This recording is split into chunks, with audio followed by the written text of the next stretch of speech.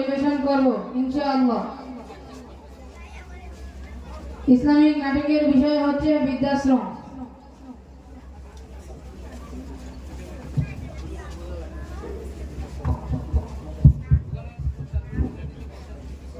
খোকা খোকা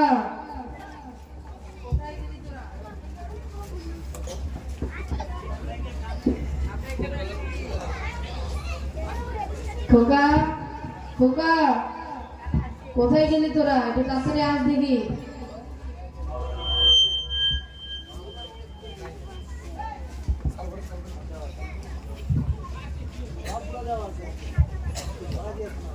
আজকে দেখ আর মুখ থেকে উঠলাম, দিতেই ভালো যাবে না। বাবা বাবা দেখো তো। ডাকতে ডাকতে তো আমার গলায় ব্যথা হয়ে গেল। কোথায় ছিলি তোরা? এতবার ডাকা লাগে? যা দমদম তাড়াতাড়ি রেডি হয়ে আয়। বাবা কেন রেডি হতে বললি? কেন জানিস না আজকে আমাদের দুজনকে ভর্তি করাবে? কোথায়? কেন আমাকে স্কুলে ভর্তি করাবে, তোকে তো এতিমখানায় ভর্তি করাবে। আজকে এতিমখানায় তোকে স্কুলে কেন? কেন আমি স্কুলে পড়ে পড়ালেখা করব, বড় হব, পাইলট হব, ইঞ্জিনিয়ার হব, ডাক্তার হব, অনেক টাকা কামাবো। আর তোরা তো এতিমখানায় ভর্তি করাবে। কেন এতিমখানায় কেন? কেন জানিস না এতিমখানায় পড়াইতে টাকা লাগে না? আরে কথা বলতে বলতে ভুলেই গেছি, বাবা রেডি হতে বললো না।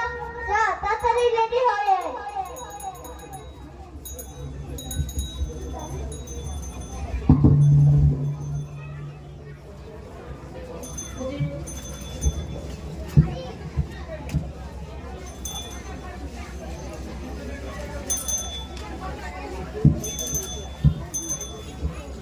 ভাই আল্লাহ রাস্তা আপনারা একটু বসেন ভাই, গাড়ি চাইতে পারতেছে না ভাই, একটু বসেন। 25 বছর পর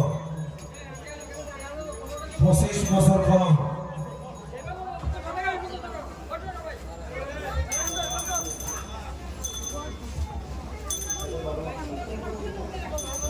আমরা ভাই আমরা একটু আওয়াজ না করি, একটু দেখি আমরা গাড়িটা একটু ফোন দিই না, আমাদের কথার মাঝখান থেকে গ্রুপ আলাপ মজা থাকবে না। 25 বছর পর বাবা 25 বছর পর বাবার যাদের সন্তান ব্যবহার এরকম হয়। খোকা আমার মাথার ব্যথাটা একটু বেশি হয়ে গেছে। অফিস থেকে আসার সময় একটু ওষুধ নিয়ে আসিস। সত্যি নিয়ে আমি শেষই হয়ে যাবে। আচ্ছা বাবা সকালে রেডি হবো, আমি তোমাকে নিয়ে ডাক্তারের কাছে যাবো। সেই যে খোকাটা বের হলো, আসার নামই নিল না। তুই বাবা রেডি হলে? হ্যাঁ বাবা আমি রেডি। চলো বাবা, তোমাকে একটা কথা বলার ছিল। হ্যাঁ বাবা বল। আচ্ছা বাবা দেখতেছো বাসায় কত ঝামেলা, তারপরে আবার আমার শ্বশুর শাশুড়ি আসছে, কদিন তুমি এখানে থাকো, তোমার কোনো সমস্যা হবে না। এখানে তোমার মতো অনেক মানুষ আছে, তাদের সঙ্গে গল্প করবে, আড্ডা দিবে, এখানে তোমার ভালোই লাগবে। আর আমি তো আছি, কদিন পর তোমাকে এসে দেখে যাবে, তারপর এসে তোমাকে নিয়ে যাবো।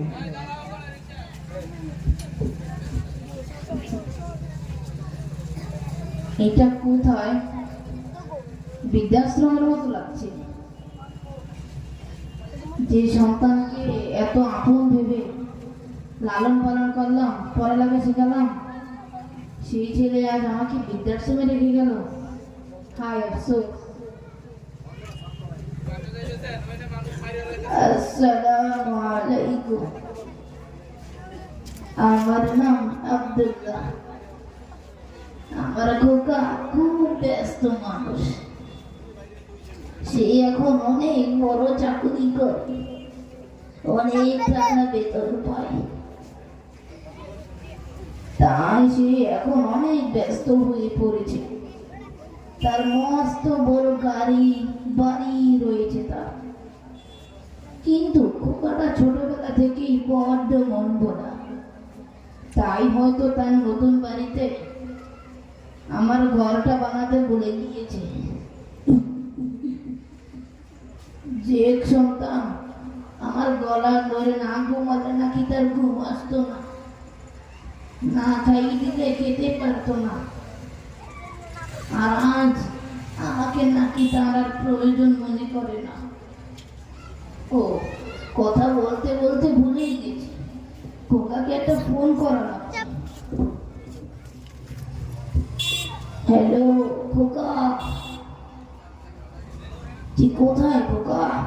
বাসায় গিয়ে পৌঁছেছিস? কথা বলার সময় নেই। খোকা বলল সে নাকি জরুরি মিটিং এ আছে, তাই নাকি তার কথা বলার আর সময় নেই।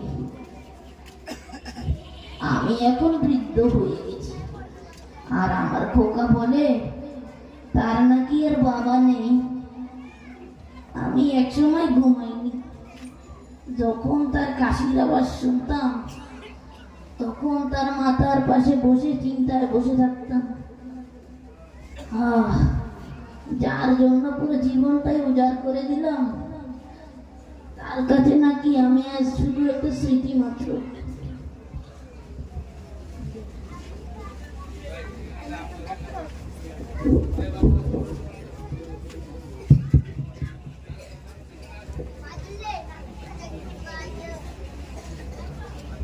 বাবা, বাবা, কোথায় তুমি? তোমার ছেলে এসেছে, তোমার জন্য কত কিছু নিয়ে এসেছে। কোথায় তুমি বাবা? এ ভরের পরে কে এত চিৎকার চেঁচামেচি করছে? আপনারা তার সৎ ভাই হন? হ্যাঁ, আমার বাবা কোথায়? আপনার বাবাকে তো আপনার বড় ভাই বৃদ্ধাশ্রমে রেখে এসেছে। কি? বড় ভাই কোথায়? আপনার বড় ভাই তো অফিসে। বৃদ্ধাশ্রমটি কোথায়? পশ্চিমে গিয়ে দক্ষিণ থেকে সোজা। বাবা, তুমি এখানে কি করো? ছোট খোকা, তুই এসেছিস বাবা।